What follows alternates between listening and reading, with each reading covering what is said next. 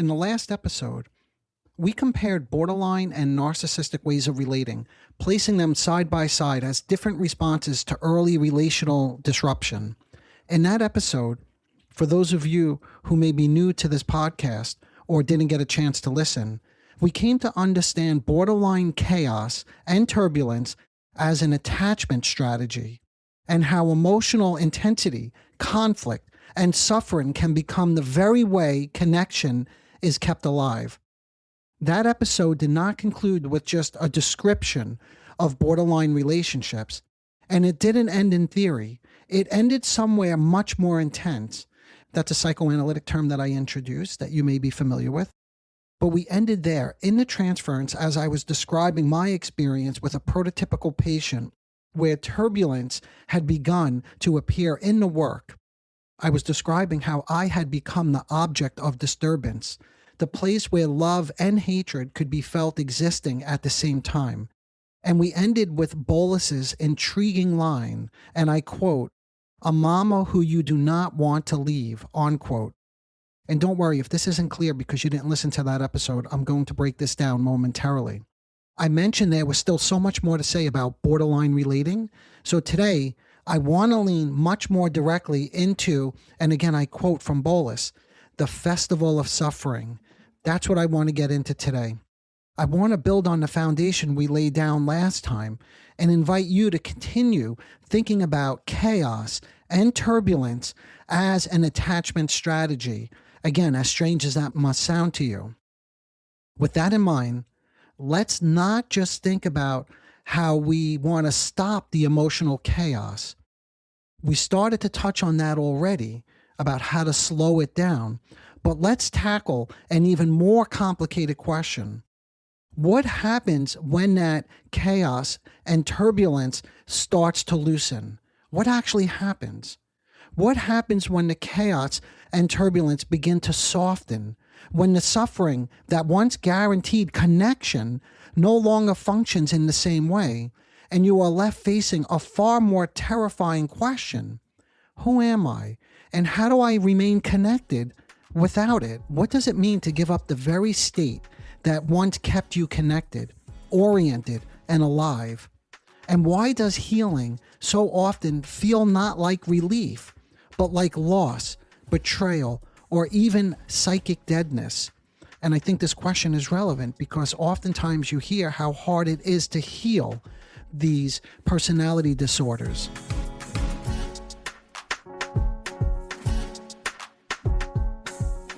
Hello everyone, welcome to the Narcissism Decoder. I'm your host, Dr. Anthony Mazzella.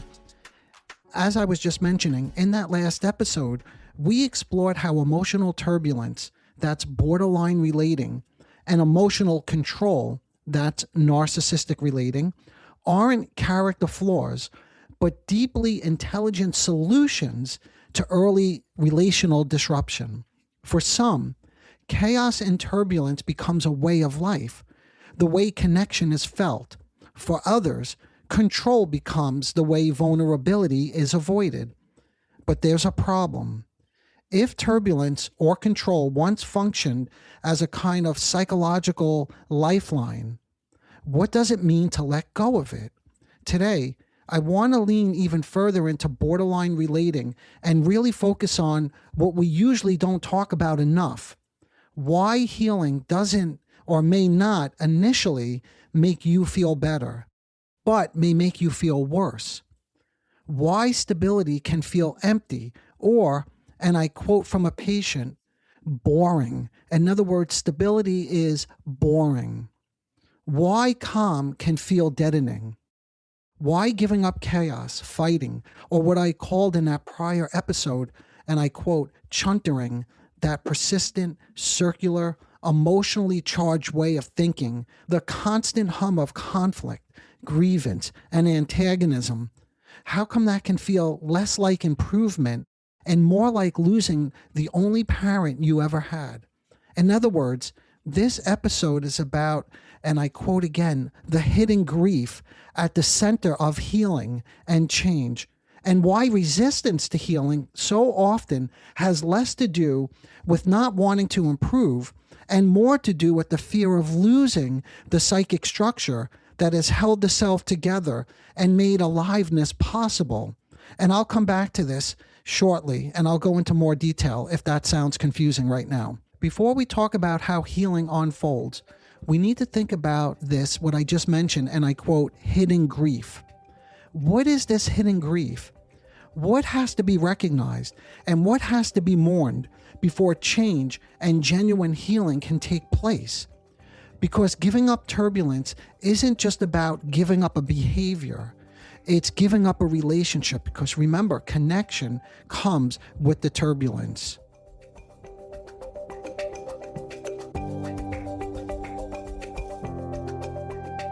What appears to be mutative is not simply encouragement or reassurance alone, but the moment that you or someone you may know or a patient of mine begins to sense an interest in something other than the familiar chaos and turbulence. See, this is the beginning of the healing process. When the other person begins to recognize something, an interest, okay? Almost immediately what happens, this wish for stability is met by resistance, anxiety, retreat. You've heard this before, that personality disordered patients or narcissistic patients don't stay in treatment, they leave. That's part of this, what I'm getting at right here, is that once there's a taste of stability, it's met by anxiety, retreat, provocation. In other words, they up the ante again, or there's a renewed sense of chaos. When this resistance, this pushback against change and healing can be noticed, and I quote, spoken about. Please make a mental note of that. I'm going to return to it later, but this is really critical. So when this change can be spoken about, you are no longer simply inside the emotional storm. The storm now comes into view. You can see it, which is very different because you are no longer just caught in the turbulence. And working through that resistance, that pushback, means something very specific.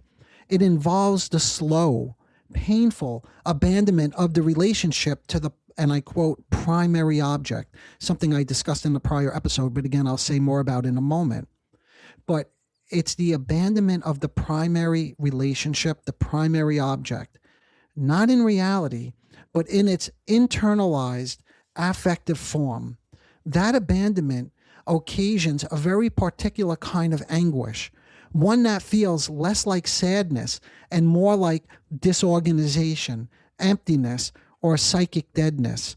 It is not simply the loss of chaos, it is the loss of the object that chaos once was. If that's confusing, let me give you an example of it, okay? Let me give a simple, prototypical example. I was working with a woman who came in describing yet another fight with her boyfriend. As we slowed it down, what became clear was what happened before the fight. She said, and I quote, "My phone went dry. No one was texting back. Her boyfriend hadn't responded to her text messages, nor did her friends. There was a stretch of time where she felt completely unheld, unseen, and I quote, empty, we came to discover. When he finally did respond, instead of relief, she attacked him. She accused him of ignoring her, demanded that he admit he was wrong, and insisted on an apology, even though he had been at work. The fight escalated quickly. She became flooded with anger and anguish, intensely alive, stirred up, and then, as usual, the fight ended. He withdrew. He refused to engage further, and she was left empty again, not soothed, not relieved, but abandoned once more. So the sequence wasn't simply a fight, a conflict. It was abandonment, aloneness, then turbulence, aliveness, connection, then yet again, abandonment when he withdrew. In other words, it was emptiness, then a surge of enraged aliveness, and then emptiness again. Let's take a quick break. Are you tired of feeling like you're walking on eggshells all the time? Do you feel drained, confused, or like nothing you do is ever good enough? Are you stuck in a cycle of elation then criticism and confusion? If any of this sounds familiar, you're not alone. And that's exactly why I created Office Hours with Dr. Anthony Mazzella. That's me. Office Hours is a low-cost, small group space where you could bring your questions about narcissistic traits and dynamics and the places where you feel stuck. You'll be met with honest, grounded feedback. I'll hold the group with structure, but there's also space for real conversation. This is a space designed for anyone looking for clarity, insight, and support. If that sounds like you, just click the link in the show notes to join us. Okay, I hope to see you there. This is exactly what Bolus is describing in his paper on borderline desire. These oscillations between emptiness and fullness are not random mood shifts. They are self-states that express contact, again I quote, with the primary object. When the object disappears, there's a deadness. When turbulence is stirred, there is contact. And when that contact collapses, he withdraws, the emptiness returns. When the primary object reappears, not as the person, you see, it's not necessarily the person. This is the main thing I want to emphasize. But it's the familiar chaos. See, it's a feeling state. It could be a person, by the way, that gets pulled into a fight, like the boyfriend. But more importantly, it's a familiar state of chaos. That's the disturbance, the emotional storm that's very typical in borderline relating. The emotional storm that stands for, or it's a stand-in for, attachment. Renewed emotional turbulence can feel strangely nourishing. In other words, it becomes fulfilling. The conflict doesn't just injure the self, it feeds it. You see what I mean by that? So the conflict isn't just painful, it's nourishing. In this state of mind, the person often searches, oftentimes unconsciously, for catastrophe, not because they want to suffer, but because catastrophe brings connection and therefore relief, again, because they're not alone. Rage, jealousy, suspiciousness, and loss become sources of stimulation and aliveness. So in other words, Bolus tells us the self feeds on this. These are not healthy forms of nourishment, as you may imagine, but they are compensatory ones. The turbulence becomes a substitute for care, a way of converting deprivation, my phone went dry, into contact. Now we're in it together. We're fighting. And deadness, nobody's there for me. I'm all alone, into an intense feeling state. And this is why the absence of turbulence doesn't always feel like peace. It feels like disappearance. And this is why, to return to original question, healing so often does not initially feel like relief, but like loss, betrayal, or, like I said earlier, boredom. Like that's boring.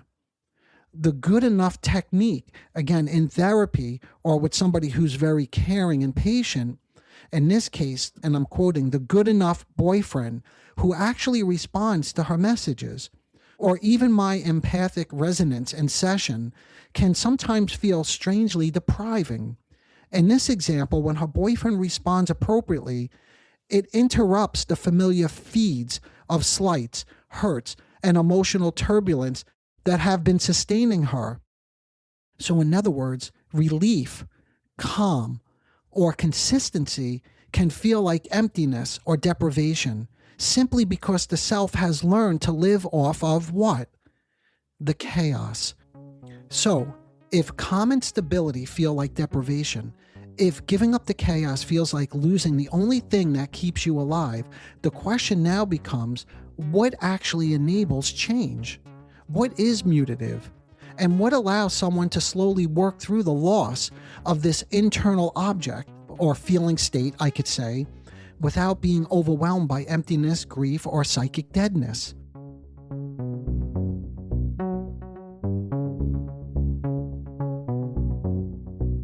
Healing is never about immediately giving up the chaos.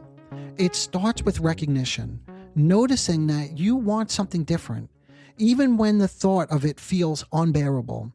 That desire allows you to start seeing the resistance. That's what I mentioned earlier. That's the pushback. The part of you that clings to turbulence because it keeps you alive. It keeps you feeling safe. Working through that resistance means slowly, painfully loosening your attachment to the internalized object. Remember, that's the chaotic feeling.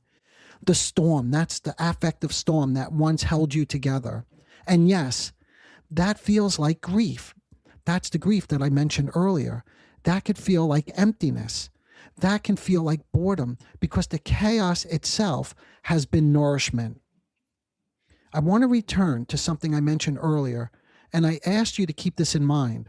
I said, when this resistance, this pushback against change and healing can be noticed, and I quote again, spoken about, you're no longer simply inside the storm. This leads me to think about something that Bion, another renowned psychoanalyst who you may have heard me mention in prior episodes, he wrote about this from a different perspective. But he said, and he noted, from the patient's perspective, he says, the achievement of verbal thought can be a most unhappy event. In other words, the unhappy event is talking about it. It's the acquisition of language, putting things that have been split off or disavowed or repressed into words. Why is this such an unhappy event? Because verbal thought is interwoven with catastrophe. As the chaos, again, in my case with the patient, that they've long held on to begins to subside, they are suddenly faced with feelings that they've never tolerated before. She cannot be alone without, again, her chuntering. I quote the word chuntering. Remember, that's the persistent, circular, emotionally charged thinking.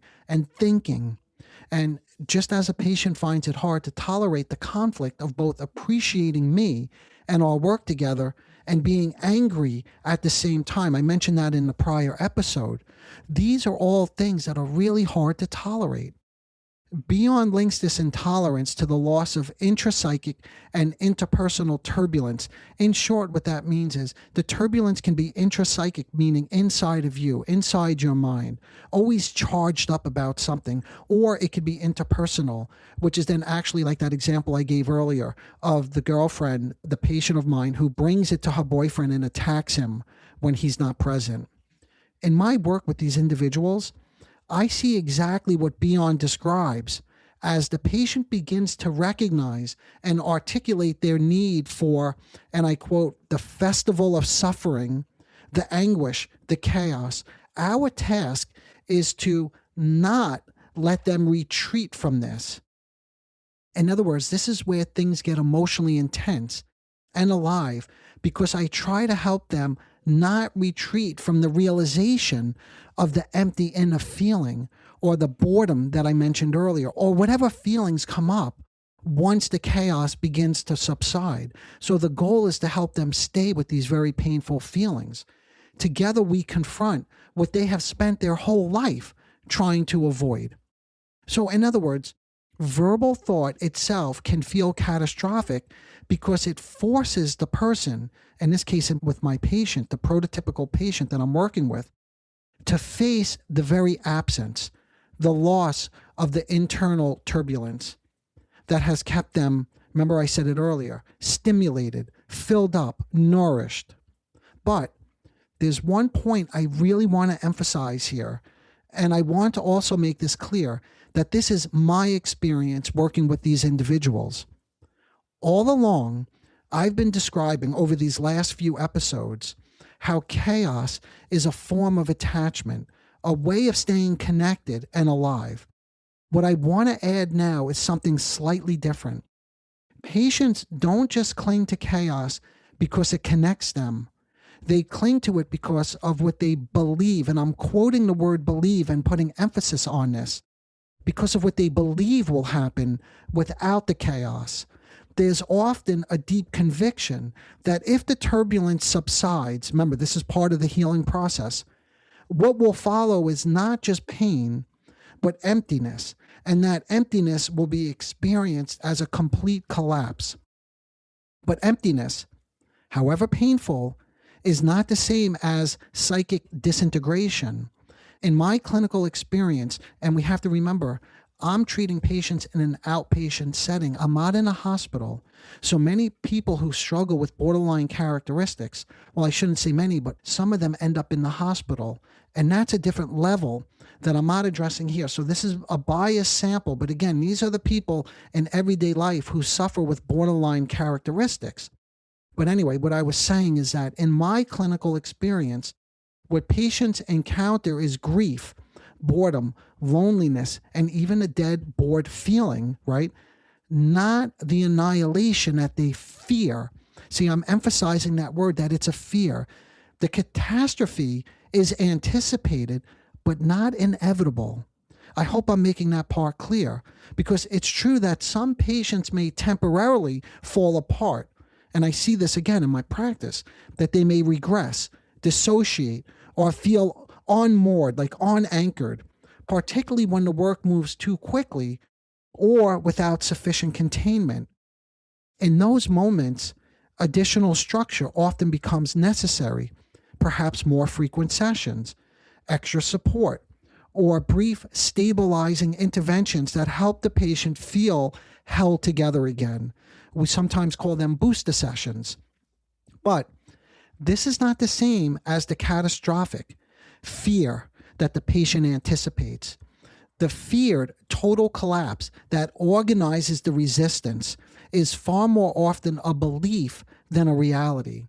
What patients are usually confronting is not psychic annihilation, but the capacity to survive feelings that once seemed unsurvivable. And this is why healing is so hard. And this is, again, I mentioned this earlier, but it's worth reiterating. This is why many of the people who have borderline or narcissistic characteristics, they don't go to or they come to treatment and they may leave. Because healing is hard. Letting go of chaos always, at least initially, I should say, doesn't feel like relief. Not to everybody. Sometimes it does, by the way. But sometimes it feels like stepping into something empty or uncertain and frightening. Even when collapse does not actually follow, like the complete collapse, it's not a foregone conclusion that if you give this up, that life is going to fall apart. When the patient begins to understand and cautiously experiment with giving up some of the turbulence that once organized their inner life, the chaos starts to make dynamic sense. It becomes clearer that the intensity itself has been energized, meaningful, even stabilizing in its own way. So here, for example, another prototypical patient once said something like this, and I quote, "I know what you mean now. I've always gotten a kind of thrill out of it." He's talking about the turbulence and chaotic lifestyle. The drinking, the drugs, all of that was slowly giving way. He said, "It makes me feel alive, excited, even if it's exhausting." Understanding this is often a critical step toward change, because once the function of the chaos is recognized, then they can begin to imagine other ways of feeling alive, connected, and engaged that do not rely exclusively on chaos and turmoil. And with that recognition, and with the acquisition of language, that's the part I emphasized a bit earlier, and the capacity to put into words what has lived only in sensation and enactment, right? That's the turbulence and the chaos. Something new becomes possible.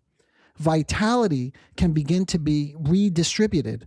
Aliveness no longer has to come solely from turbulence, and connection no longer has to be maintained through chaos. Again, I know I keep saying this, but it's true. There's still so much more to say about this topic. But if there's one thing I hope you take away, it's this. Turbulence and chaos, the borderline way of relating is not the problem. They are signals of how desperately someone is trying to stay in a relationship, and of how frightened they are by a conviction, often a false one, that they cannot survive without this one way of feeling alive, as if there were no other way to feel excitement, connection, or vitality. And yet, in my experience, when that conviction is challenged, and begins to soften within a real, sustained relationship, these individuals often discover forms of aliveness that are quieter and far more satisfying. Okay, let me know what you thought about this one. Tell me how it landed with you. Feel free to email me. I'll put the email in the show notes below. I'd love to hear from you and get your feedback and see what direction you would like me to go next, because I think I'm beginning to wrap up this series that I did on borderline and narcissistic relationships. And of course, as always, thanks for listening. Bye for now.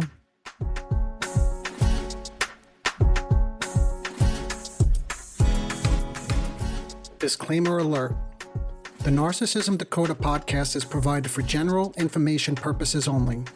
The content presented in this podcast is not intended to diagnose, treat, or cure any psychological condition related to narcissism. The content on this podcast should not be considered a substitute for professional medical advice, diagnosis, or treatment. For specific advice pertaining to narcissism or any other psychological condition, you could reach me directly. I am an experienced mental health practitioner who is always taking on new patients. If you would just like a consultation, I can do that too.